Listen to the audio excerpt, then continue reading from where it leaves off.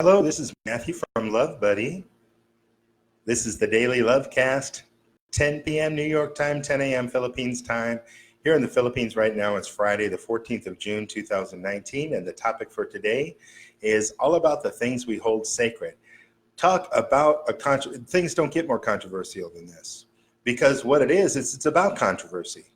It's about the things that we're willing to argue about, that we're willing to separate, that we're willing to divide about, that we're willing to stand up, that we're called a principle, something we say that we're right about. There's no discussion. When you hear people say end of discussion, or they use the word period, this is a topic, this is a stance, this is a belief that is sacred to that person. I propose this idea. The things that we find most sacred are our downfall. They're the things that destroy us. They destroy love. They destroy our ability to think and reason, understand, be compassionate, communicate. If you say period, it means you don't want to talk about it anymore. Communication's over. Learning is over. Understanding is over. Compassion is over. Being able to get along with others who don't hold that sacred belief that you have ends at the beginning of your sacred belief. Whatever it might be. It might be about abortion. People are murdering their babies. That's it. And some people are so strong in that belief, they find it so sacred, they will murder a doctor that murders in justification. What about the military? What about the people that serve in the armed forces for the U.S., for example? I used to live in San Diego a long time. It's a military town, not as much as it used to be, but large military bases there, a lot of soldiers there. You couldn't criticize the military. At the time, I didn't really think much about it, so I didn't do it much. But when I did see people criticize the military and say, what are you doing over there? Is that really right, what you're doing? Why don't you come home? Why don't you, don't go attack and kill those innocent people? Not only the soldiers themselves, but also the families of the soldiers will just get so offended. They have their mottos, they've got their uniforms, they've got their sacred drills, they've got their intimate, brotherhoods and sisterhoods that they hold precious and dear to them because of what they've been through in combat, or because they're part of a tribe that has some members that have been in combat. What about religions? I've been involved in religions before. I've held those beliefs sacred before. But when I was in religions, I didn't so much get offended. Maybe one of the reasons I was able to quit so many cults that I tried out, that I took for a test drive, that I investigated, that I committed to try to make them work. Maybe one of the reasons I was able to free myself from the brainwashing, from the mind traps, from the mind virus, was because I never really bought in completely. I never said, this is confirmed as absolutely sacred to me. Now, what am I doing? I'm doing Love Buddy. My foundation, my center for my life right now is love. The best that I can understand it. From what I've seen, where I've been, what I've learned about, it represents the conclusion that I'm at this point in my life. Do I hold love sacred? Maybe I should. It sounds stupid if I say no, but I'm going to go ahead and be stupid because I don't care what people think about what I think, what I believe. Sure, I like feedback, but I don't control what I believe in and what's sacred to me based upon what others say. And I don't really find love sacred. I just think it makes sense. I just think it works. I love it. It's a wonderful foundation for my life. And if there's something better that comes along, it turns out, I was wrong about love. It's going to be this or that. Okay, fine, no problem. I can let it go. It doesn't have to be a sacred thing to me, but I have found some things that were sacred to me. One of them used to be my music. Used to be my belief that I had a really super great talent when it came to writing songs. I'm pretty good. I've gotten some good feedback. I like my stuff. I love writing. I love to sing, and I love to hear my voice when I'm singing. I love to write songs. I love to sing other people's songs. And I'm pretty good at that, I think. But I'm not the best in the world. I'm not great. I used to think that maybe I could be really, really super great. And when people would try to change my songs or give feedback about my songs, or when we were in the studio and I was dealing with some musicians that weren't really on board with what my dictation was of here's what we're going to do because this is my music and I'm the guy and I'm paying for this. And some people had their own ideas. And I got some feedback that I guess I was a little bit of a kind of an artistic personality. In other words, I was easily offended. I found my music to be sacred. Not anymore. I love my music and it means a lot to me.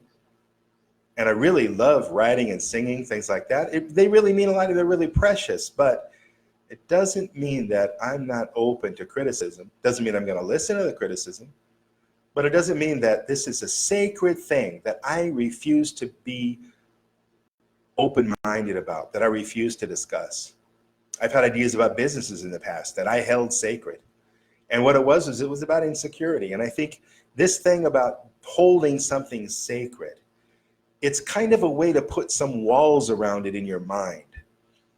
And so that when one of those walls, someone attempts to penetrate one of those walls and challenge that sacred thing to you, whether it's your God, your belief, your dogma, your philosophy, your principles, whatever it might be about,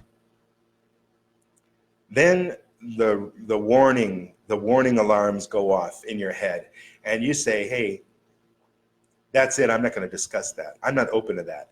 If you think blah, blah, blah, then you're crazy because this is the God's honest truth. This is the absolute truth that I know.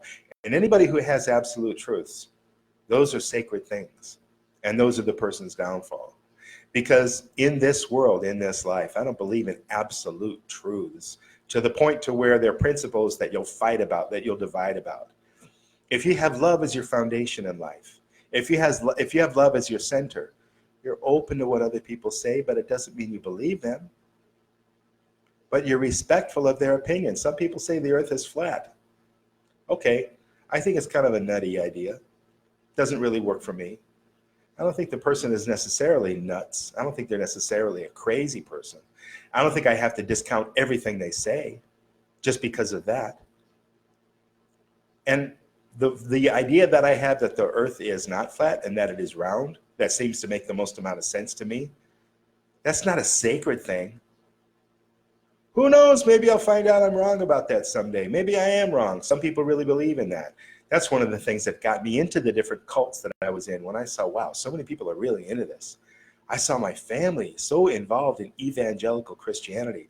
I saw my brother involved in Jehovah's Witnesses. And I tried those out and I got really involved in those things to say, well, they're not absolute stupid idiots. They're holding these things sacred. I mean, to this day, it's affected our relationships in a very profound way because I don't subscribe. And they're not sacred to me, those ideas. They're like flat earth to me. Some of the ideas that they hold that their loving God's going to burn them in hell forever, that's one of the simplest reasons to me to say, wait a second. You hold that idea sacred? You think love is getting burned in hell forever? Like eternal torture? I mean, okay, if that's love, then what's hate? So that's my personal idea, but I could be wrong about that. I'm happy to be wrong about that. That's not a sacred belief of mine, but it's one that makes sense to me. It's one that works for me. And if there's somebody out there who wants to prove to me that eternal torment is somehow some kind of love, okay, bring it on. Let me hear. I'm happy to hear. But when I say, it's not working for me, it doesn't make sense, don't think that I'm being stubborn or that I'm ignorant, because I've been around the block a few times. We can share ideas together, but should they divide us? Should these things that we hold sacred, should they be dividing us? People have religious beliefs, they have dogma, they have viewpoints, whether they are a Republican, whether they are a Black Lives Matter activist, and they feel very strongly about their Black lives and the Black lives of their brothers. If there's somebody who is part of, they believe in aliens, and they hold true to that, although I think those people get picked on so much that maybe they don't really hold that sacred. They just say, hey, man, I had this experience, and believe it or not, and probably most people just tell them that, they think they're nuts. They get a lot of feedback in that way. What about the people that are, extremists in religion or extremists in anything? Could be something scientific or quasi-scientific. When we hold on to these beliefs so strongly that it divides us from other people, that it prevents us from communicating, it prevents us from respecting other people's ideas. I'm not talking about listening and waiting for them to shut up so that you can tell them what the absolute truth is. I'm talking about really listening and wanting to understand where they're coming from. Because let me tell you something, when your sacred ideas enter the picture, when they get challenged, compassion goes out the door. There's no compassion, there's no respect in sacred beliefs. You can't have both. They are mutually exclusive.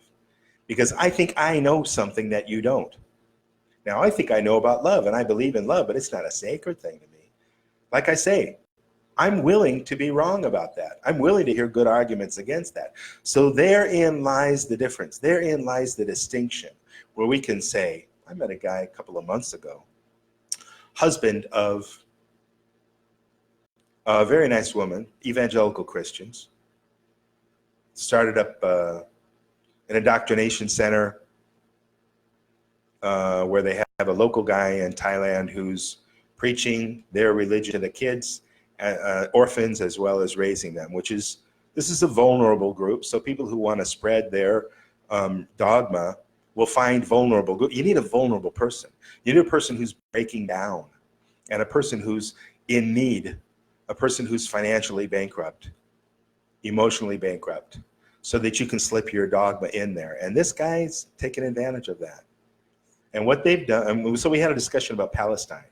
And he, as an evangelical, which most evangelicals do, totally supports Israel. And they totally don't hear the other side of the story. Well, I have no horse in that race. I don't care. But I was saying, well, the Palestinians aren't really getting shit. This guy got so angry, got so much in my face. And I said, well, I hope you learned something. I learned something. It was a learning. He said, I didn't learn anything. I'm not learning anything.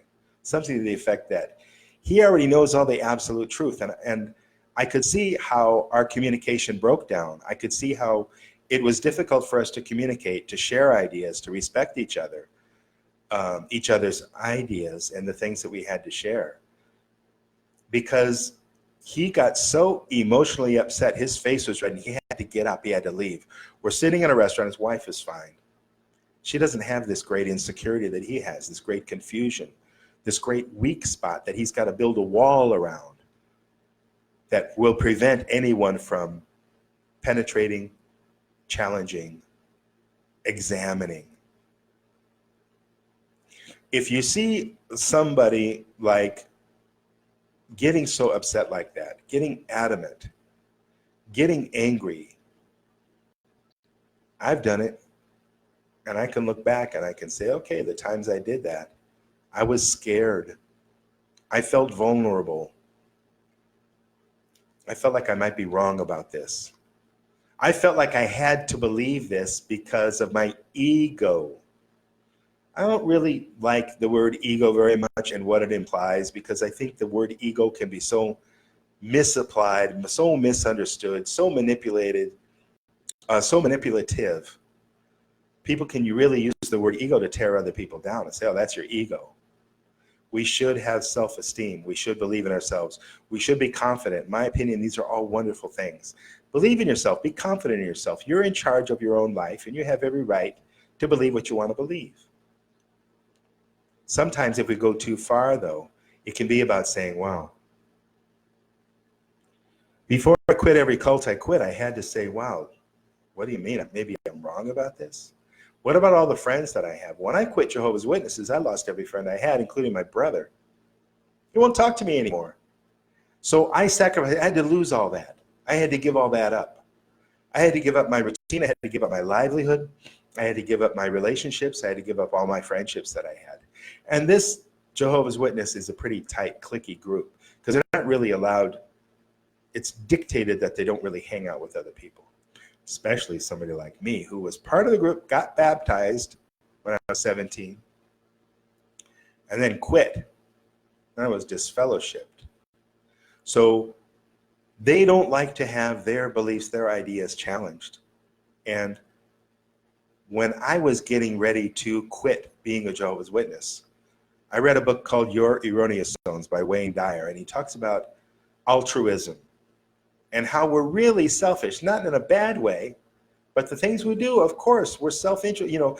Even somebody like Mother Teresa, she did what she did for selfish reasons. Sure, she gave a lot, but that's what she wanted to do. That's what she believed in. And the people who give a lot, unless they're into martyrdom, which will be our topic for tomorrow, masochism, martyrdom, victimhood, playing a victim game, unless you're really into that, that is also, that's selfish. Because you're saying, look, I'm a victim.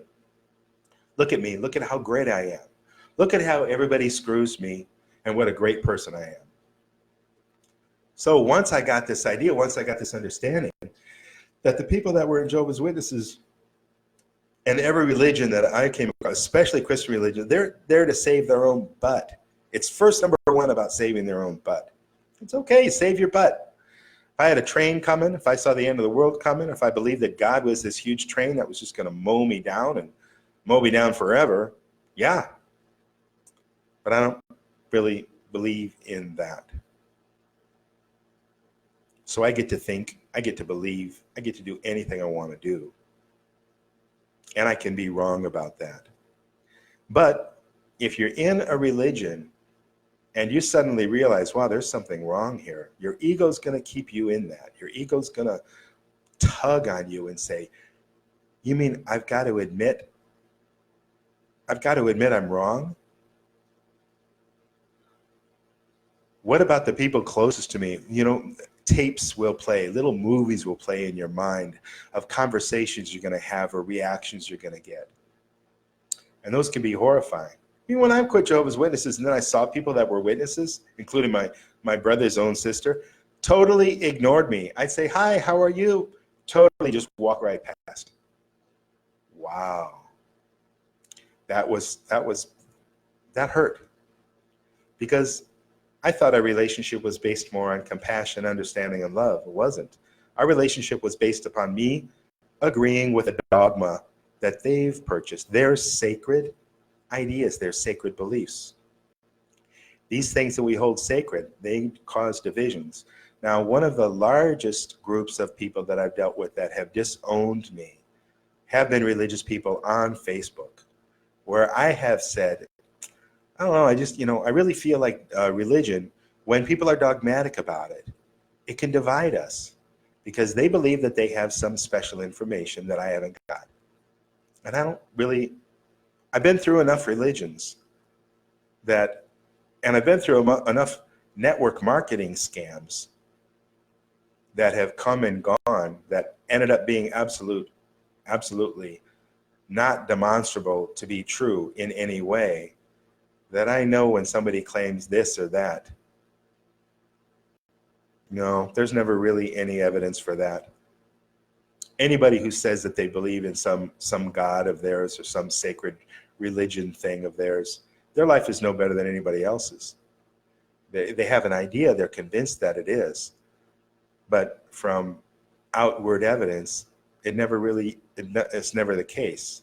Believe what you want to believe, sure, great, Believe in the flying spaghetti monster if you want. Believe in anything, doesn't matter to me. However, if that's dividing people, then I would re-examine that. Why?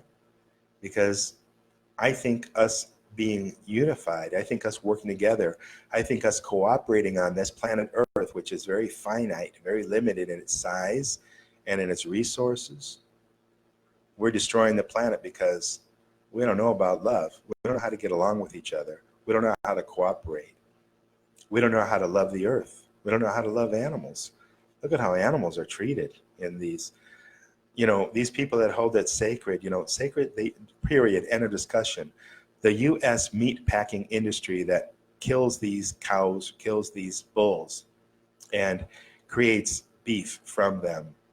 They have a law. The government protects them from anybody going in and taking a video and sharing what they're doing.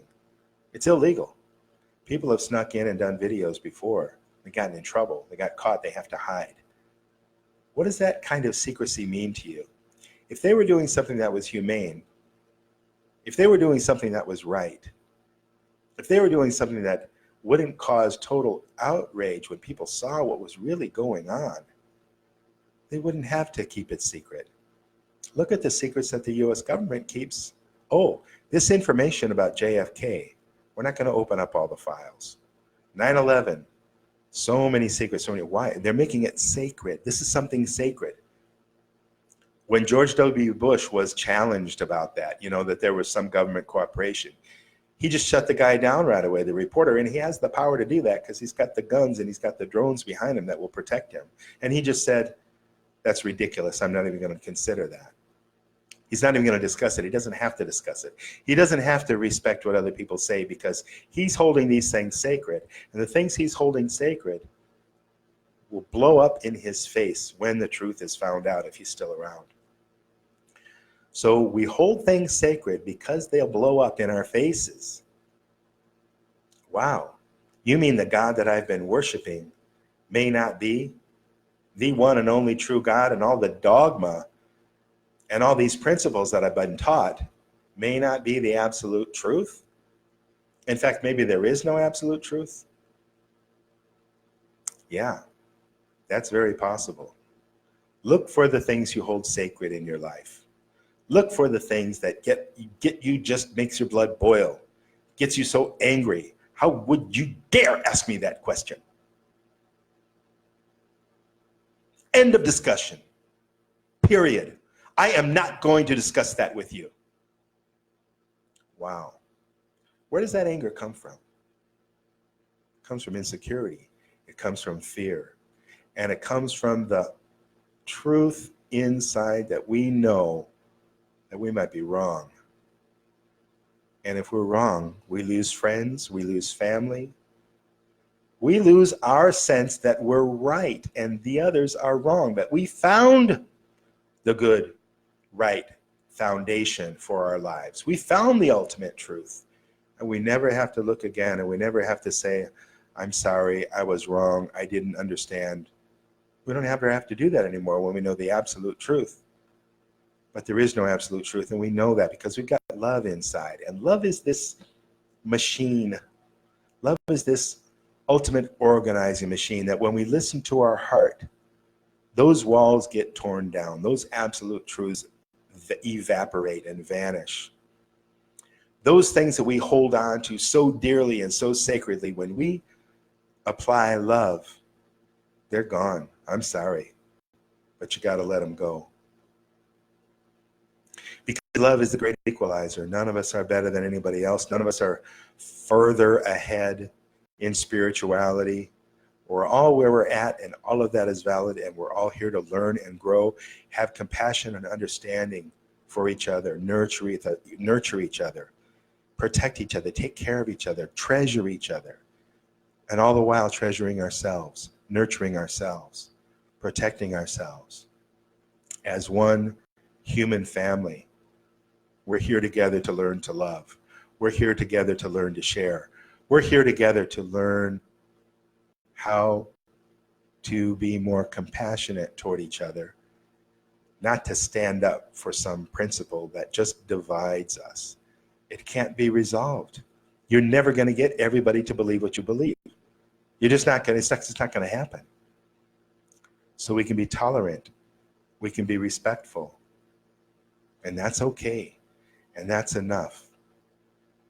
Because we already have love as the foundation. It's not some fabricated piece of dogma. It's just there.